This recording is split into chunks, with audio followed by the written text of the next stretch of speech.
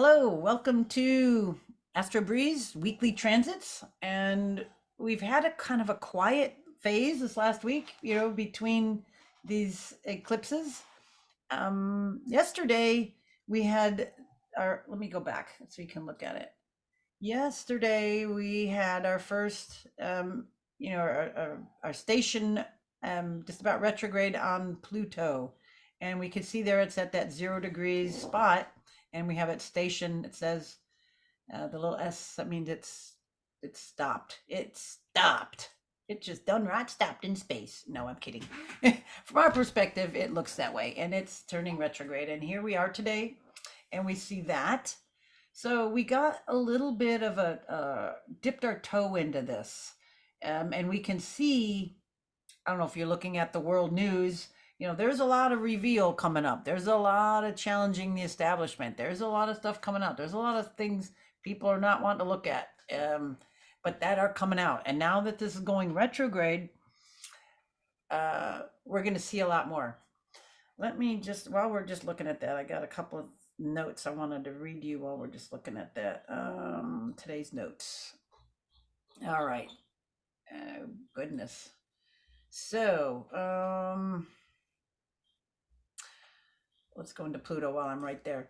So, in order to understand what happens when Pluto's retrograde, it helps to wrap your head around how it functions when it's direct or moving forward. So, when it's direct, it's pretty raw. It brings your attention to darkness, what underlies everyday life. It's the underbelly, it's all that nasty stuff. The outer world. When it's retrograde, Pluto, its effects are a little bit more internal, psychological, and emotional. Um, Ideally, we'll all be addressing our own toxic, negative, self-destructive behaviors, patterns, and belief systems. And ideally, during this period, you might become more interested in resolving these compulsive behaviors and addictions. You might find that by fall, when it turns direct, Pluto nudges and its mission to purge anything toxic that you have had, you just don't want to have that stuff in your headspace, in your environment. When it comes to the majority of Pluto's retrograde from June 11th to October 10th, people who have placements in any of the cardinal signs, because it's going to go retrograde back into Capricorn, will feel it more than others, but it'll be at those end degrees. So if you have something in early degrees, it may not affect you, like if somebody has something at those end degrees. Pluto stations retrograde once every year, depending, and it spends nearly half of the year retrograde. These transits normally last between 5 and 6 months. During these retrogrades, Pluto recovers it covers, or should say recovers or whatever, approximately 3 degrees. Overall, Pluto spends about 40% of its time being retrograde. So Pluto is a brutal master. It's unrivaled in its ability to break down structures, structured existence, which is what most folks mean when they say that, it's transformation. So if Uranus breaks and Neptune dissolves, Pluto destroys. Most of us have areas within us where this dark stuff churns. I call it the inner compost pile, where we send unpretty thoughts to lie still and be quiet, or to ferment down a little bit so we can regurgitate it up in a little bit better form. So when it retrogrades, we're given an opportunity to dive below the surface and better acquaint ourselves with this psychic subconscious material.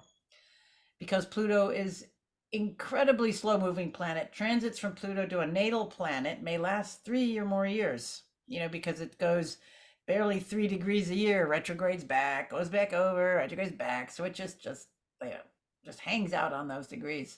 There's one reason that Pluto retrograde transits are very important. They can dominate an entire, several years of our lives. And if one of our natal planets is caught in the crosshairs of Pluto's retrograde, that may be particularly intense and long lasting.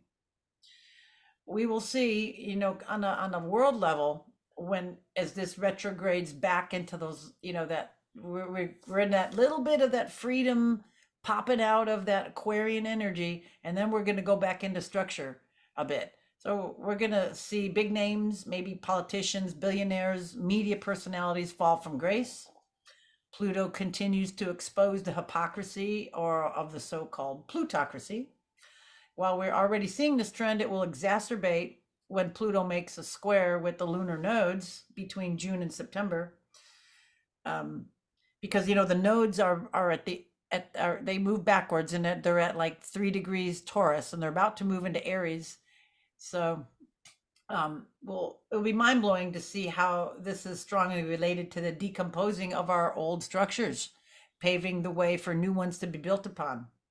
Pluto finally stays in Aquarius for good, which will not happen until November of next year, 2024. Because Pluto's retrograde began in Aquarius, it will bring new energy and fresh perspectives, as Aquarius is one of the most inventive signs of the zodiac. Let's see, I found something cool by a lady named astrologer Iva Naskova. She's from, let's see, Iva Naskova. I don't know where she's from. But during this period, she says you will feel the intense influences of Pluto retrograde helping you move forward and fearlessly taking on all the changes in front of you. In fact, Pluto retrograde will motivate you to challenge yourself. And she also says that when Pluto goes retrograde, the planet's influence is not reversed but transformed into high or excessive energy. Hence the strong motivating feeling of energy that you'll feel. I just have to say, we're not going to, this will come up soon, but well, let me go into this now. Pluto will, or I should say, Jupiter will square Pluto pretty soon. So I just have to tie this in because it's coming up. I'll show you in just a second. So that also brings on the consequences of ruthlessness, greed, and corruption. Transiting Pluto retrograde is a time of reflection about power and control issues in your life. If people have controlled or manipulated you, then now is the time to let them go. It's a time to let go if you have been too controlling of others or situations. It's not a time for power tripping, but a time for eliminating. Fated events and repeating themes will reinforce which of your controlling habits, compulsions, addictions, prejudices must be eliminated. You may be forced to let go if you have been too smothering and controlling in a relationship or holding on too tight. If obsessive or compulsive behavior involving food or drugs is taken home, then it may cause a turnaround, and you might want to start like into detoxification or withdrawal. This is probably where a lot of people might go cold turkey. Let's see. Pluto station's retrograde on May 1st, and I think it goes direct on October 10th this year. I have to tell you a little bit about this square because I found some stuff, and because it's coming up, we'll talk about it more in another week when we get closer to it. But we'll have that Pluto's, Jupiter square exact on May 17th. So this is mark this on your calendar because this is kind of not good. You want to be aware of things. So ruthless behavior will have consequences. Pluto will try to eliminate greed, corruption, immorality, and other negative manifestations of Jupiter. The combined influence of Pluto retrograde this year and the square to Jupiter and the eclipse, that was because it's going to be close to the degree of the April 20 eclipse. All right, it means bankruptcies, foreclosures, recession, falls in share prices, job losses, and other repercussions of corporate greed. There is a heightened risk of crises affecting large portions of the global population. There may be volcanic eruptions, earthquakes, storms, flooding, epidemics, famine, wars, mass killings, genocide, and or financial and political crisis. Because we have these in fixed signs. We have them in Taurus and Aquarius. Yeah. What else did I want to tell you about here? Let's see. That's enough. Enough of that. Oh no. No, there's some interesting stuff with this square. I wanted to tell you a little bit more about that. Pluto. Let's see, we talked about that. Okay. Okay, so yeah, let me go back onto that. I'll come back to this so I can show you here. Okay, so that's really big. I just wanted to kind of mention that while we're right there. So that's big. And then I think the other theme for this week is kind of Venus, because we'll see that let's see, let's go on tomorrow. Move my bar over here. Okay, on the third, nothing too too big happening. We're just kind of building up to this eclipse. We can see that going on the fourth, and we can see we're almost there. You know, we've got the this eclipse opposing here. And let me see, get it right over here for you. Okay, so it's just within a degree. Just I don't want to mess with it for the hours, but you can see that it's opposing there. And let me give you a couple of the notes I got on that. Get rid of that. All right. Oh yeah, this was the Venus square. So May 4th, this was Venus at 26 Gemini squared Neptune at 26 Pisces is the day away. But it points, you know, if we got the square between Venus and Neptune, we could have, and it's a waxing square. So it increases the imagination, the glamorous side of love and romance, but it can't see things in perspective. So it's real dreamy, platonic love, also secret love affairs. It's not the best um, communication between those two. It's kind of deceptive because of the square, especially in love and romance. And again, it could be being like too idealistic about something that's not there. And then we come into that lunar eclipse, and the lunar eclipse is it's at 14 degrees, and it widely opposes Uranus. So we could have some material damage, material loss, you know, because of that. You know, anything in Taurus is you know, solid. It wants security. And then here we've got Scorpio just like disrupting that. Uranus can be upsetting and disruptive, creating sudden events, but the degree area coincides with protests, manifestations, as well as violence. So it could be an interesting day. It's a turbulent lunar eclipse, especially affecting existential needs and comfort, so that possessions, material goods will be a part of the problem. And then on the 7th, Venus, let me go back over here. Venus changes signs. Yeah, I'll get back on my page. There we go. Right. Almost see Venus is like, you know, right at the end here. And there we go. It starts into nice freedom loving Cancer. So it's relaxed a little bit. It didn't mind, you know, it was really happy in Taurus. And then Venus, you know, went through just kind of a little bit of a frantic, you know, when it goes into Gemini, and then it kind of relaxes, you know, in that sign there. Um, it's just more homey. It could be more time for your renovations, improvements. It could be more caring or motherly, and but you know we got it's in conjuncting Pluto, so that's not a real pleasant thing. That could be saying goodbye to some, you know, it's yeah, uh, letting some stuff go, saying goodbye to things, loved ones, uh, things you no longer need, things that you've outgrown, because it's in a you know that 150-degree angle there, which is not the most pleasant for Venus. So I'm going to move it forward, get it off of that angle. All right. Um, Also Pluto and Venus, you know, could be like financial things, blackmail, issues about debt and loans or shared resources, income. Yucky. And then the Sun and Uranus meet at 18 Taurus around the 9th. So we've got some unexpected situations for the good or for the ill, um, right there. It could be, you know, surprising. Um, ugh, it could be unsettled. You know, you got, you know, the Sun meets it every year, but we could have some, you know, some things unexpected. But you know, here it could be unexpected earth movement, unexpected financial things. That seems like the biggest thing for me. Um, Phew.